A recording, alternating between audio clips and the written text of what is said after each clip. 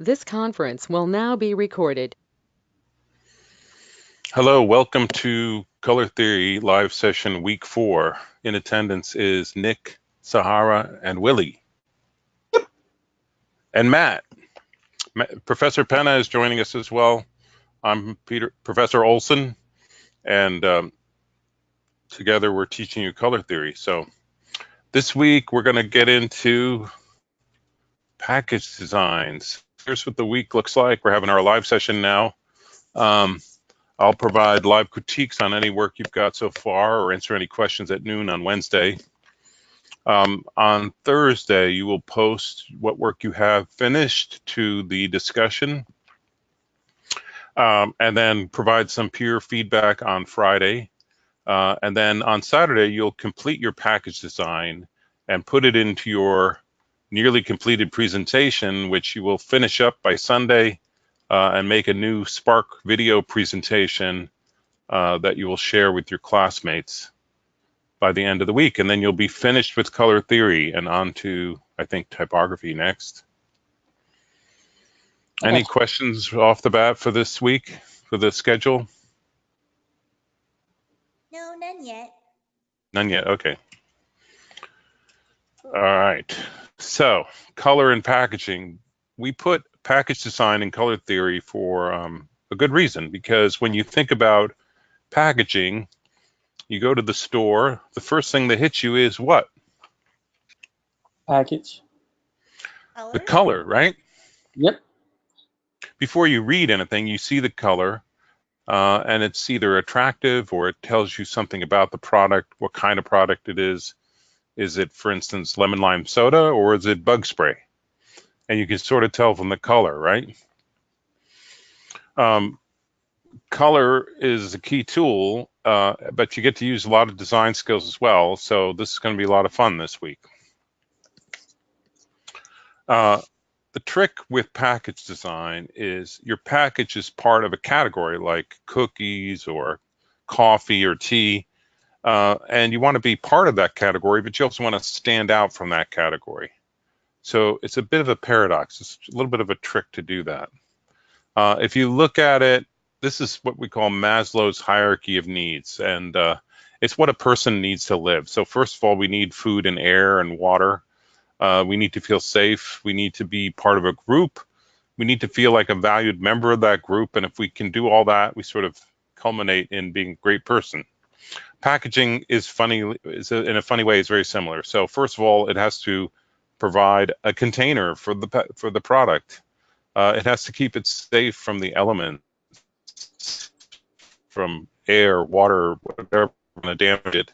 And it needs to be part of a group of a category like cookies, snacks, sweets, soda, coffee, whatever product category you're in, you're part of that social group in a way. And then you want to be the best one, the best coffee, the best cookie, and you have to figure out how to communicate that. And if you do all that, you'll have a self-actualized package. So it's a little bit of protection for the product, but it's also a little bit of marketing. So be different. All right, so here are some chocolate bars. Do these all look like chocolate bars to all of you? No, not really. All right. On the left. On the left, this one down here, right? Mm-hmm. So Sahara, which one do you think does not look like chocolate bar? Pretty much every single one except for the one on the bottom left. Yes, right. And the primary reason for that is what? The color. Yeah, color. Color for human beings is very close to flavor. We look at colors and we see flavor. So when you see this color, I think of maybe wasabi, perhaps, but maybe grass, not a food. Blue, there's no blue food. Blueberries are purple. So that doesn't feel like a food. This, I'm not quite sure. This one feels like Taste the Rainbow. Maybe it's Skittles or something. Yes. And this one doesn't, this light blue color doesn't really give me a food clue. So you have to sort of fit into the category so people know what to expect. Here's some other chocolate bars. Do these look like chocolate bars to you? The shape does. It does, yeah. The shape is nice. A little 2-ounce chocolate bar. I think what helps these a little bit is the logo. It looks like the right color for chocolate, and it's made of this sort of raised ink that looks like it's just dripped on there in chocolate.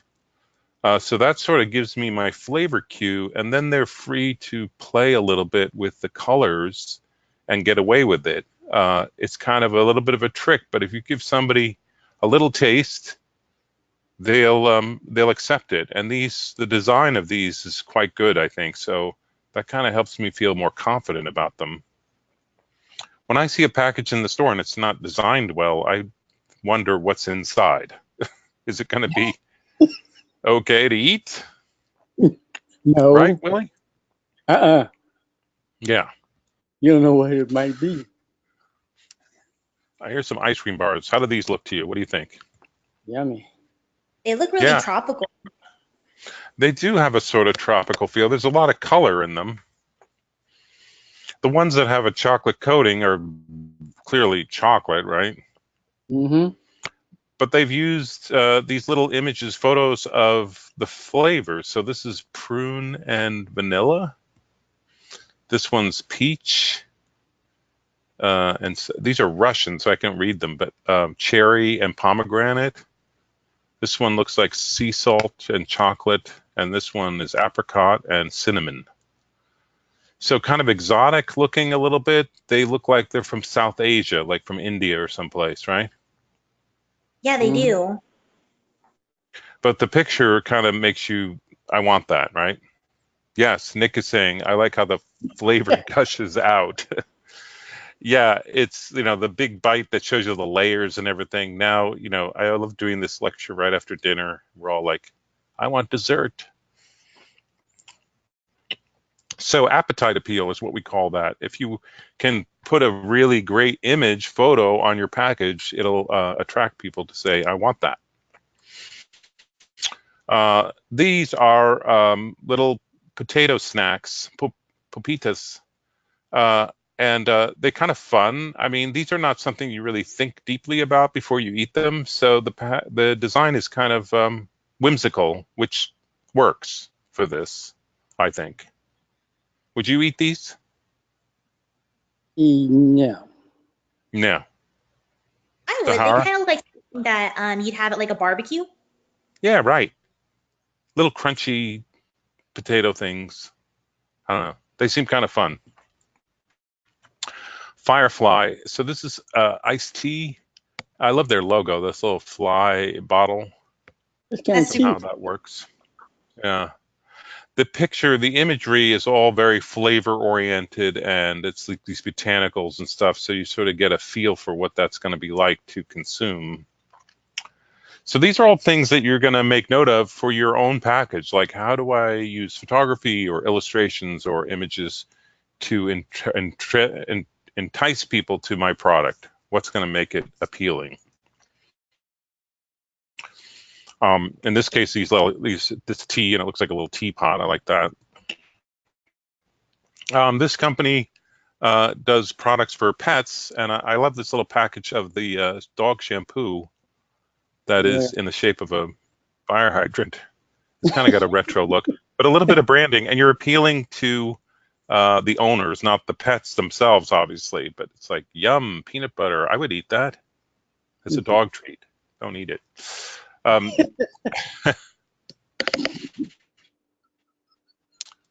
A few years ago, Converse was going out of business, and Chuck Taylor is like an American icon. They couldn't let that die, so they repackaged it like a vintage wine, and it really kind of gave it some highlight and specialness that kind of brought it back to life, to the point where Nike ended up buying Converse. So it lives, but the packaging can make a huge impact.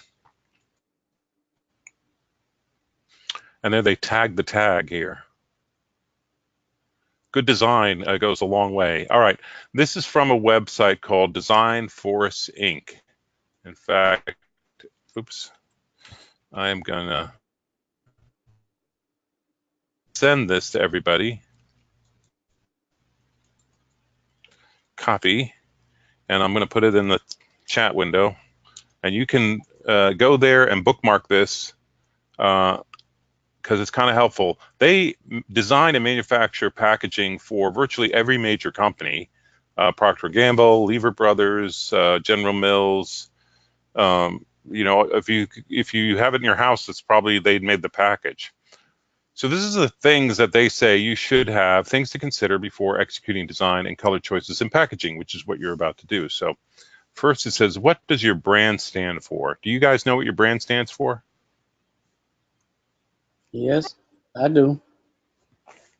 Yes, you all do because you read your creative brief. Okay, I need to go back and say, Nick, you can find any images you want, assuming this is not going to end up in your portfolio when you go look for a job, but this is more of an exercise.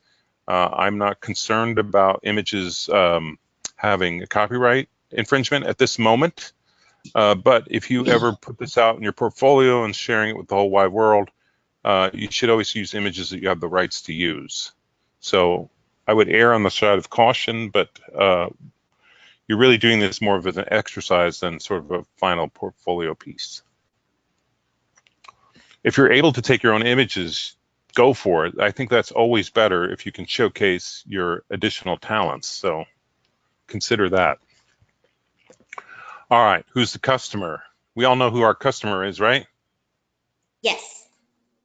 What about the brand color included prompts to buy response from the targeted consumer? So this is where you do a little thinking and you say, what is going to make people want to buy this? Is it because it's yummy and delicious, or because it's a great, effective product to get my hands clean? Or is it like in the case of a cup of coffee, it might be not beans, coffee beans, but a made cup of coffee in a certain situation, scenario, where you kind of spark your people's imagination, say, I could see myself using that.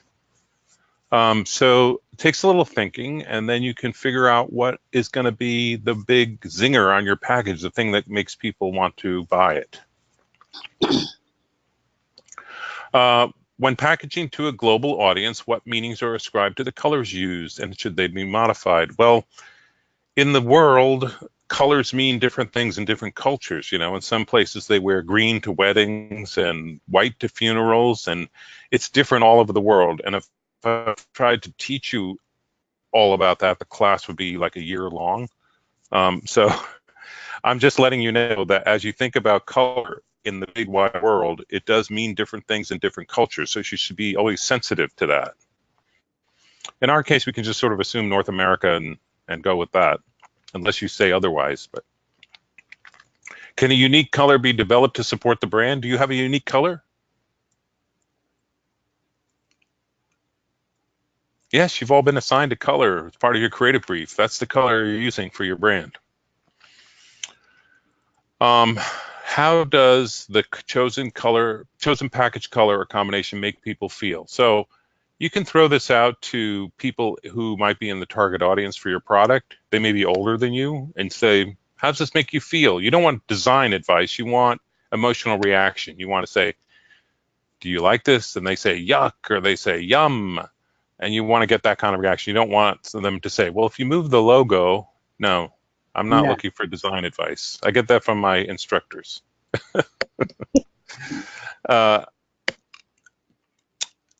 And then this one refers to if you had multiple products in a line all on a shelf, would they work without everything being there? But since you're only doing one, that doesn't affect you. So really, on a very professional level, you're doing all the things you need to do for package design. So let's look at some more examples for inspiration. So this is Monchaco, Artisan Chocolatier de Côte d'Ivoire. So the Ivory Coast is in Africa, and they're using what I would call an illustrative pattern, which is they're like illustrations that repeat, and they're kind of charming and cute. If you look at them, it almost looks like wrapping paper right? What do you guys think of this? Nice. I really like Yeah, it. yeah. It's got a sort of artisan feeling and sort of charming, and they added this gold foil, which makes it kind of a little more upscale. Like I feel like, this might be really good. And there it is in the can, a gold can with a little bit of that pattern right there. All right, more chocolate. You can tell I like chocolate, right? Mhm. So this one, they used illustrations of a cacao pod, but it looks like it's made of chocolate and it's altered for the flavor. So this one has a mint leaf. This one has mandarin oranges. Looks like a hazelnut. This one has a lemon wedge kind of thing. So an interesting use of illustration. The color makes me, want chocolate. It's got a chocolate feeling. But the other color, the secondary color, is the flavor. When they put it all together, it looks like a set of books, huh? It does. It's nice though. It's cheerful. You give that to somebody on their birthday.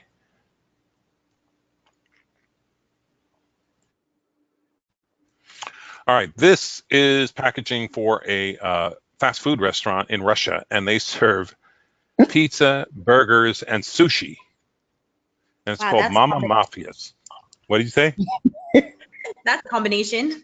Yeah, it's a weird combination. I was told I had a student from, he wasn't from Russia, he was from Kazakhstan, and he told me that that's a common restaurant theme in Russia, I guess.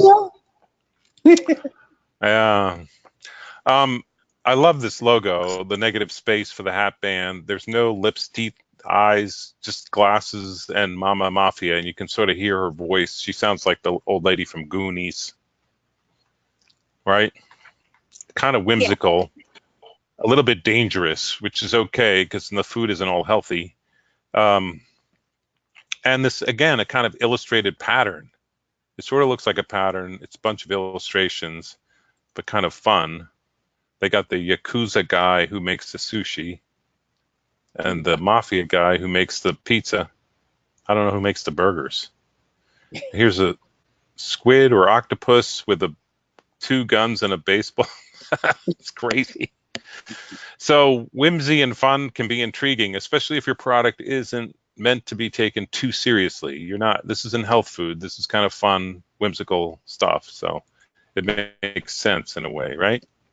A crab with a knife. Yeah, crab with a knife. All right. This is candy. So buttermilk is the brand, and it looks like it's kind of drizzled in thick milk or something. The logo, right? They're using photography and illustration, which is, just a straight photo doesn't look that great. This is not a pretty product. They throw in these kind of fun little images, and it helps. It's vanilla bean, and honey, I guess. Vanilla fudge. Here's one for peanut brittle, and it's got a little hammer and peanuts. And they put this pattern on the side.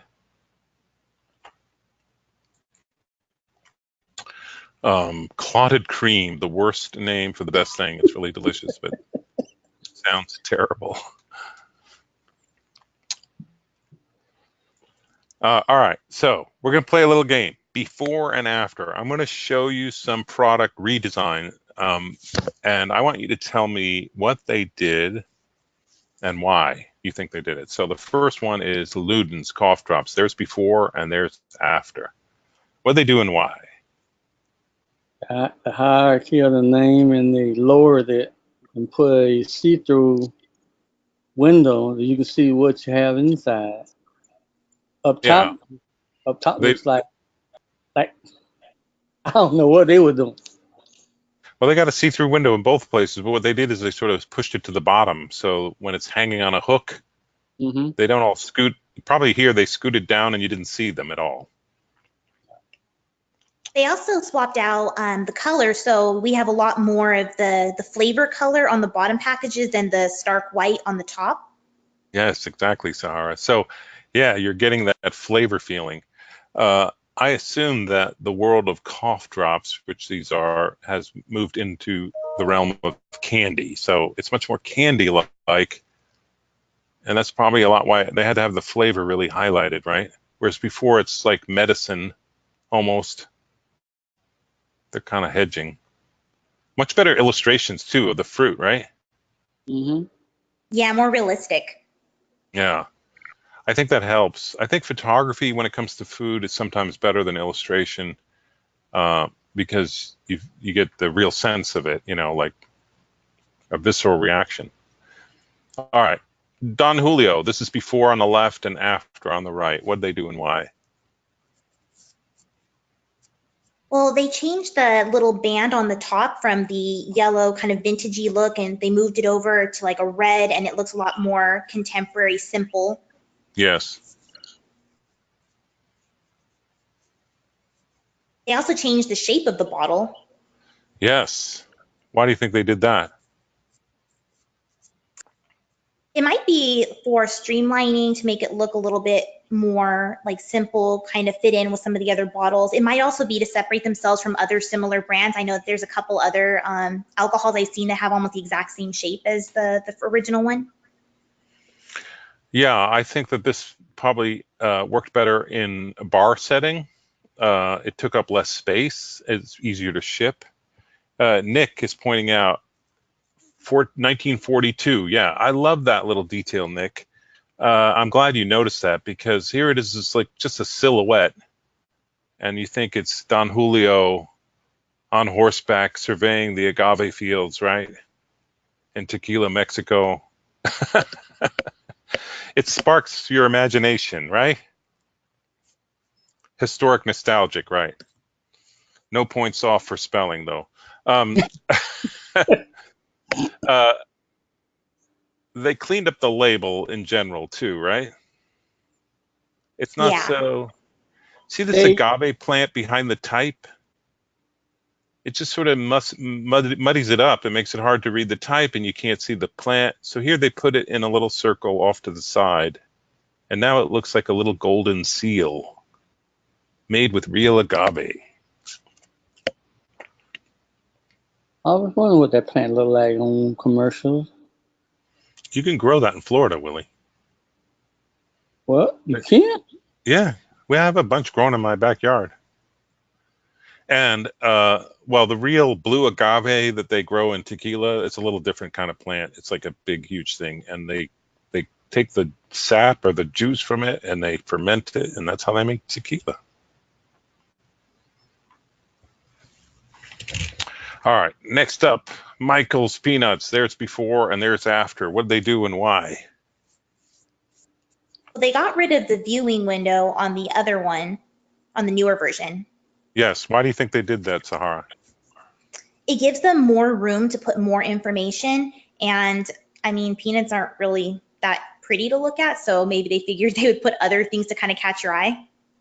Yes, brilliant answer. That's exactly right. I think peanuts are peanuts. They always look the same. You know what to expect. And like you said, they're not that pretty. So why do that when you can add information that might make more of a selling message? Anything else? What else did they do? They also put the names Michael's Farm a little larger than one on the left. Yeah, if you see the word farm here and the word Exactly. farm here, that's a big difference, right? Let me sure you see it. Yeah, well, why would they emphasize farm? What do you think that does for them? Let the people know where the peanuts are grown.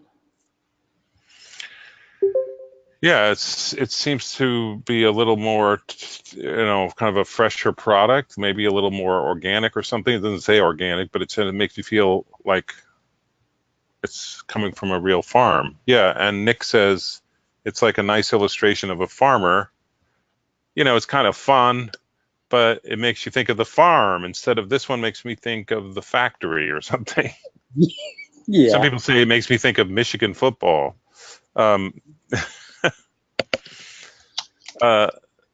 This package design also is a little more sort of produce-like, and I feel like this package you would see in Whole Foods, right?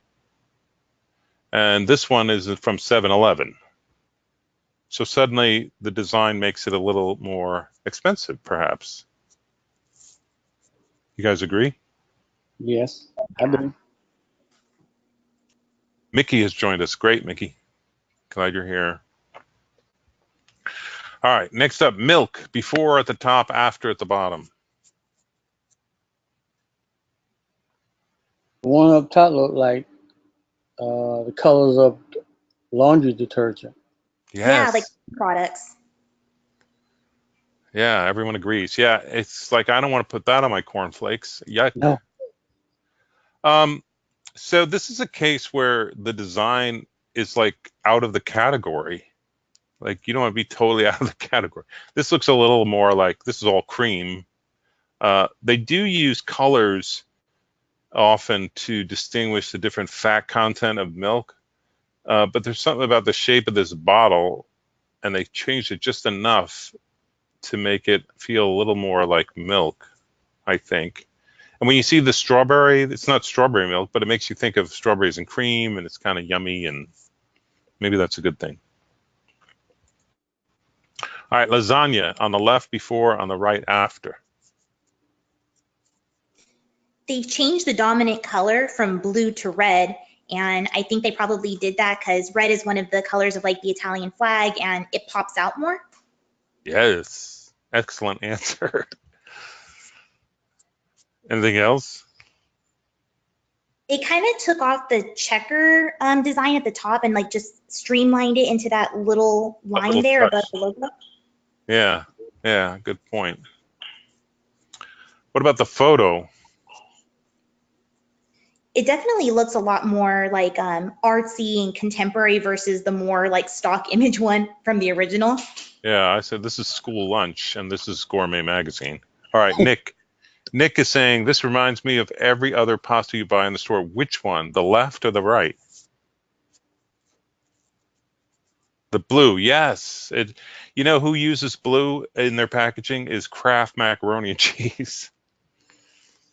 So it kind of blends in with the low end of the market, and they want to be clearly a little higher end, right? Mm-hmm. Yeah, good point, Nick. All right. Next up, water. Here is before, and this is after. It's like a close-up of the label. So what do you think?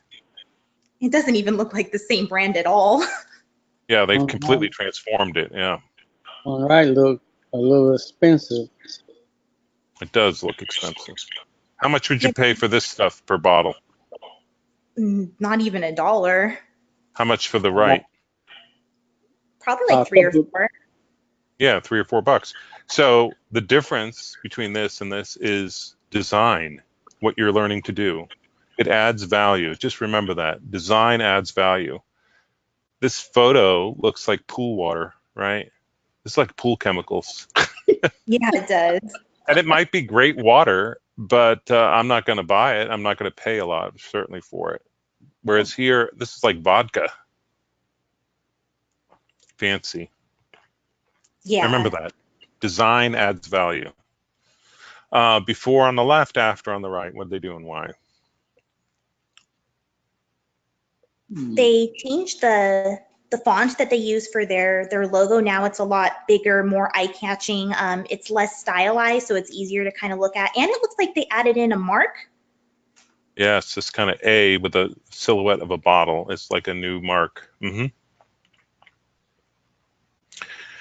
Yeah, this type usage here is very anemic. It kind of looks weak. And what's the first thing that pops out on this label to you? India. Yeah, and that's not what you want. That's not what you want to pay attention to. In fact, the word India is part of the name India Pale Ale. So separating it like that makes even less sense. Here, it's got the appropriate level of importance, which is down below, and the name takes center stage. The logo now becomes the standout element. They dropped the L apostrophe, which isn't necessary. So it looks a little more buttoned up and put together, right? Mm-hmm. Oh, yeah. All right, this is not great design. This is Rice-A-Roni. I'm showing you this because this pack, Rice-A-Roni, they put everything that you could potentially put on a package on their package. So it's a good example of the types of things that you might put on your package design. So just as an example. So the first thing when you look at your package design, you want to know where's the primary display panel. And that's the part of the package that faces the consumer on the shelf and has all the key information that a person needs to see it and pick it up. So that, in this case, is this panel right here, right? It's, it's where Captain Crunch's face goes. Think of it that way. And so you want to make sure you know where that is first and then put all your key information here. So here it is splayed out. I cut it apart, took a picture. It has your logo. The logo is a number one. That should be dominant. That should be the attention-grabbing piece. So you've worked really hard on your logos. It's a tough process. Now you've got there, you get a chance to use it. So use it well. Next up, they have a descriptor line. So this is going to be from your creative brief, and it's going to tell people something unique about your product so they know right away what's special about it. Long grain and wild rice. And in this case, I got 2 descriptor lines because they're rice-a-roni, tender long grain, and wild rice with herbs. They're really selling you, trying to say yum, yum, yum. They have a big photo of the prepared dish. They don't show you the raw ingredients like spilled out on the counter. They're trying to intrigue you with like, yum, I could see serving my family that for dinner tonight. Next up, ingredients. Your product should have ingredients, unless it's coffee or tea. In the cases of coffee and tea, you might not need ingredients, or you could kind of have minimal ingredients. So if it's a special coffee that somehow makes you brilliant, you have to figure out what that ingredient is. Net weight. This always goes. So sort of a rule of design is if I'm designing something and something is required to be there, I put that down first. I want that on the page first because I don't want to design some fantastic thing and then, I forgot, I got to stick this in somewhere. So make sure you put all the necessary elements on the page right away. Nutritional facts. There's a link for a place you can go get some of this if you want. If your food has any sort of calorie value, if it's a product that has calories, you need to have nutritional facts. So next up, barcode. You all should have a barcode, and you put that somewhere out of the way on the bottom in this case. And directions, how to make rice-a-roni. So this could be, if your product doesn't really have directions, you could tell a story, tell the history of the company, give some more information. So if somebody actually picked this up and looked at the back, it would really intrigue them. All right, Nick is saying, I grew up with rice-a-roni, always in the house, so you're still a sucker. Yes, it is, and I had it in my house from 2013. Couple of interesting notes from a graphic design perspective. This barcode here, the consumer does not see this. This is used by the printer to identify the version of this package design. And it even has a little map that shows in the warehouse where it's located. So that's what that is. There's a registration mark. This says, that's the company that prints the packaging. There's a color test that they run to make sure they run a calibration over this to make sure they're hitting all the colors correctly. I always wondered what those were. Yeah. So if you pull things apart, sometimes you find something interesting underneath. All right. So I'll show you a couple of examples. Let's see.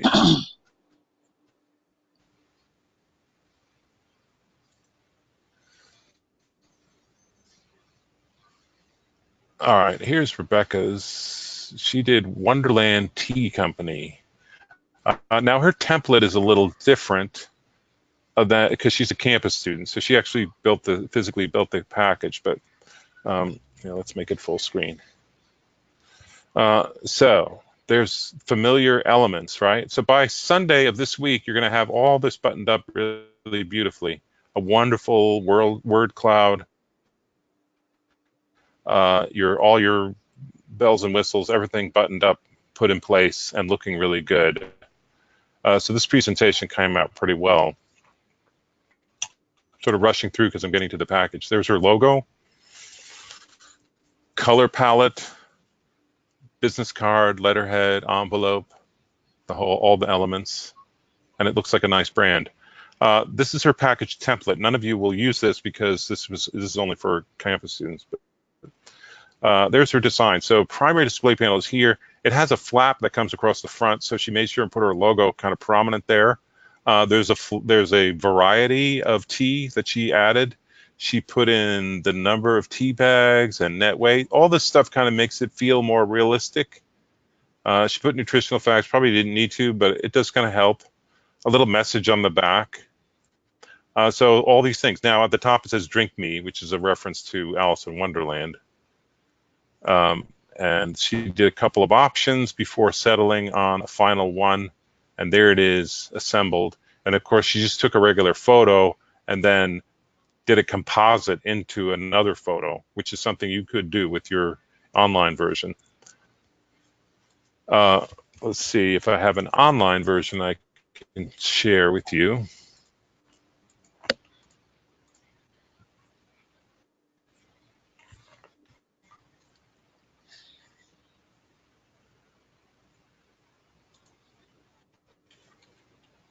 No,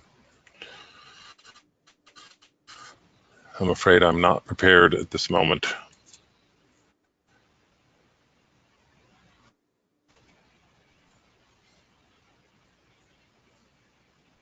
Well, I could show you ones that use the same template as that you're using now. So let's see, Brian West, he did Tupelo Sweets. So Brian's a great illustrator. He's out there working in the real world, making a living as a designer and illustrator. This is from 2013, I think. He actually did illustrations of his target audience just for fun. I thought that was a great idea because he created these really unique characters for Tupelo Sweets, which is a bit of a southern fun product. Color palettes. Really worked it up. His logo is a bit of a word mark, but it worked as a brand. And this is this package. So this would be, if you have coffee, this would be the one. There it is. He's got his logo. He's got a descriptor line. He's got his net weight. He's got a little header there that works as well.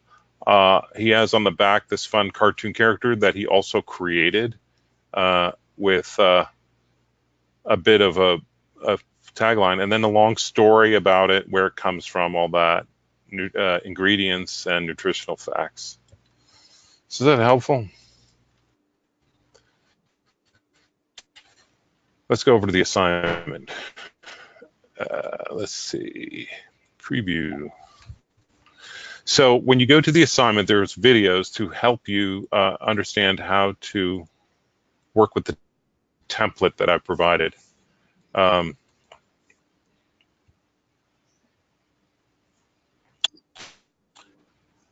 design. This is why I was late getting on. I'm having trouble on the internet. All right, so there's written instructions to sort of reiterate a lot of the things I've said in lecture.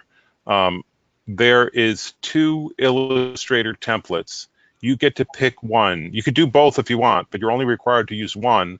I would like to see a couple versions of one in your discussion so that you get to pick from one. So there's a pitch lid and the rectangular carry case. And then there's a Photoshop mockup that corresponds to each one of these.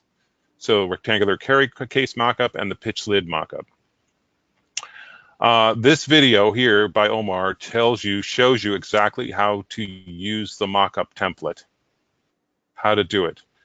So you're working flat in Illustrator at first, and then you're taking that flat illustration, placing it in as a smart object into the Photoshop mockup, and it will magically assemble into your 3D package. Yeah, this shows you, okay, so this one's a general one about doing the design, and this one's about using the mockup. And then I added an additional one that sort of shows you how to adjust the mockup in case your design kind of comes out a little cattywampus. Sometimes it does. So hopefully between these 3 videos, you'll have the technical side of how to use the templates, but your design and imagination is up to you. So I look forward to seeing what you guys do. Do you guys have any questions before I let you go? It's a little early, but. Yeah, I was actually wondering which file is the barcode in, because I downloaded a couple ones to play around with earlier, and I didn't notice a barcode in the ones on that page.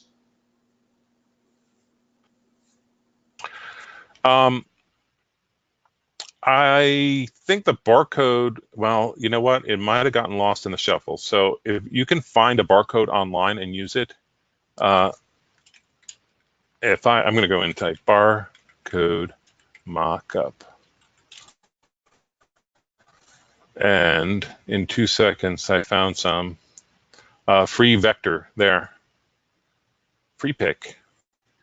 So find one. It's not super important. I want you to deal with it because in a real package, you would really have to deal with it. And it will go on the bottom or somewhere out of the way in the back. In your final artwork, you probably won't even see it. But it's important to realize that you would have to do that in a real situation.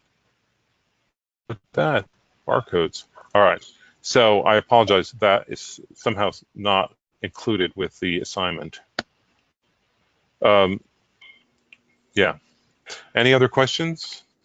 Yeah, you did mention earlier that if we have coffee or tea, we don't have to put the nutritional facts, or should we still try to put that in? Yes. You don't have to. If you want, you can, but typically coffee and tea don't have nutritional facts. They might have a list of ingredients if they've got something special in them other than just like coffee. So comes with ADD medicine. I don't know. I actually have coffee for my project. It doesn't give me like a name of a specific flavor though in my brief.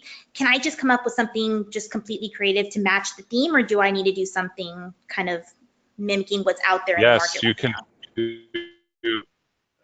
absolutely do something creative to match the theme.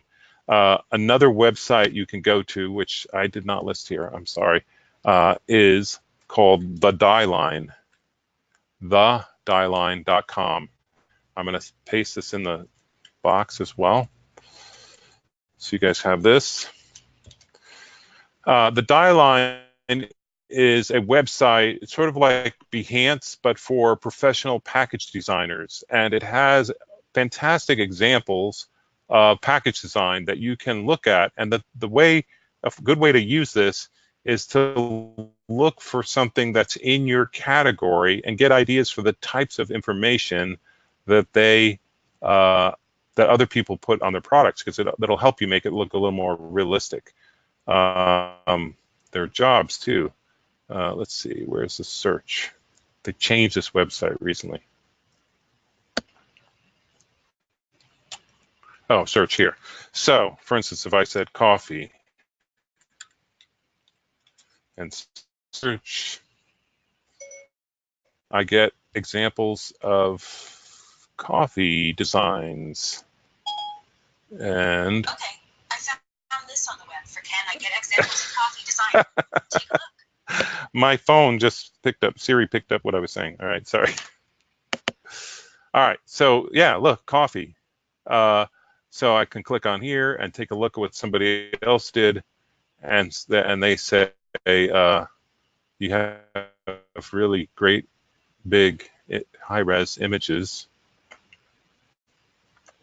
Not all the designs are great, but it's professional, and so it's worth taking a look at. This is going to take forever to load. Yeah, Kenyan Coffee. They put this little icon that's interesting. I think that's their logo, actually. Buko. That's in grams. The writing appears to be in Russian. Holy cow. See, look, they did a little scale there for how dark the roast is. I guess. I don't know. Oh, yeah. But it's interesting to look at. What'd you say, Sahara? Oh yeah, I was noticing that because I saw the same like little roasting icons on like the Starbucks bags at the store. Yeah, that's another good place to look. Plus, you can get coffee while you're there. True. Yeah, look at this. So they created their color palette, and they created this is the specs of their color palette, just like you're doing in your template. And they gave special names to it, even though it's a Pantone 293. They're calling it Kenyan Sand to give it a little branding. Could we do something similar to that in our project? Absolutely. This may be my new favorite. Right. So take a look at the die line. Yeah.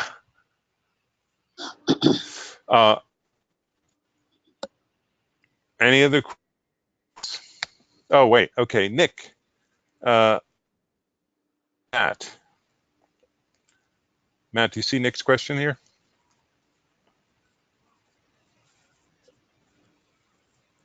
Oh, that's a private conversation you guys want to have. And we have Any other questions about color theory? Go ahead, Sahara. We actually have to customize our InDesign template, right? We can't just like leave it the same or just change out a few colors. Like we need to come up with something creative. Yeah, you don't have to be super creative. Remember that the template is a frame in which you're presenting your work, but you can do little things to help it feel branded, to feel like it's part of your brand. So the color palette for sure definitely helps. And then if you have some design elements that you can sort of discreetly place around the corners or something like that, or a pattern or something, but I wouldn't go too crazy, because remember it's really just showcasing the work that you've done. You don't want the template itself to interfere with the presentation. Okay.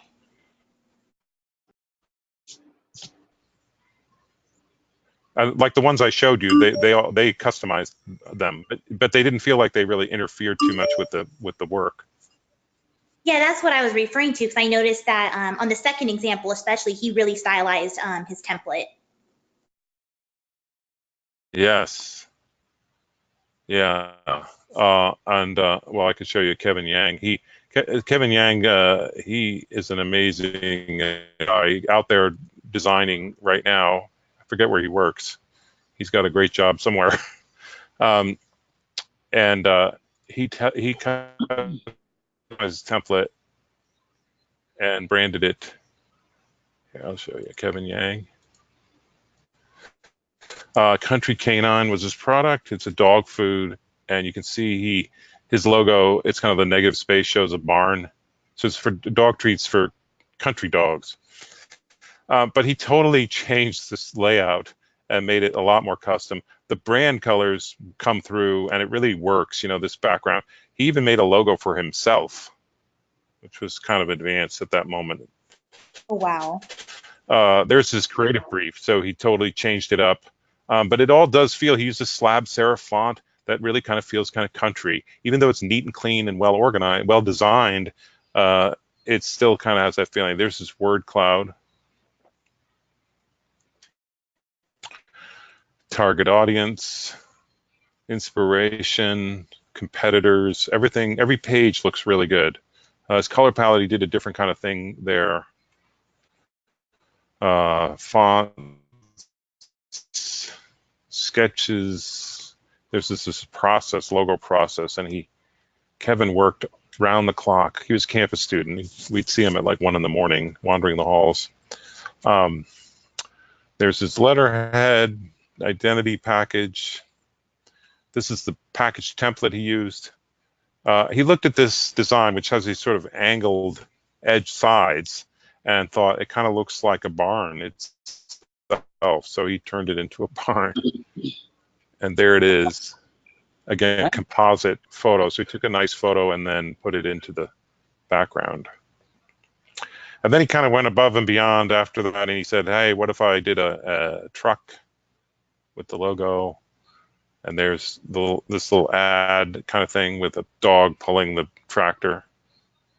And the thing is, this sort of shows you where he was going. He created this entire tractor in vector from scratch. And later on, he did a whole project with race cars, and he really got into this sort of vectoring cars and race cars and everything shortly after this. But that was a little bit of an overkill, but it looks nice. So Wow. So like doing a template like that would be okay, or do you think that in Yes. general that would be a little okay? It's okay because it's custom colors and the layout's a little different, but it showcases the work. You can still see all the work. Nothing's kind of interfering. I'm sure you'll do a great job, Sahara. Thank you. I'm excited to get started. All right, I'm going to let you guys go. I hope that answers all your questions. Yep. Anything else, let me know. And if you want to talk on Wednesday, even if you don't have your work ready, I'll be on at noon. All right, Nick, have a good night. Thank you.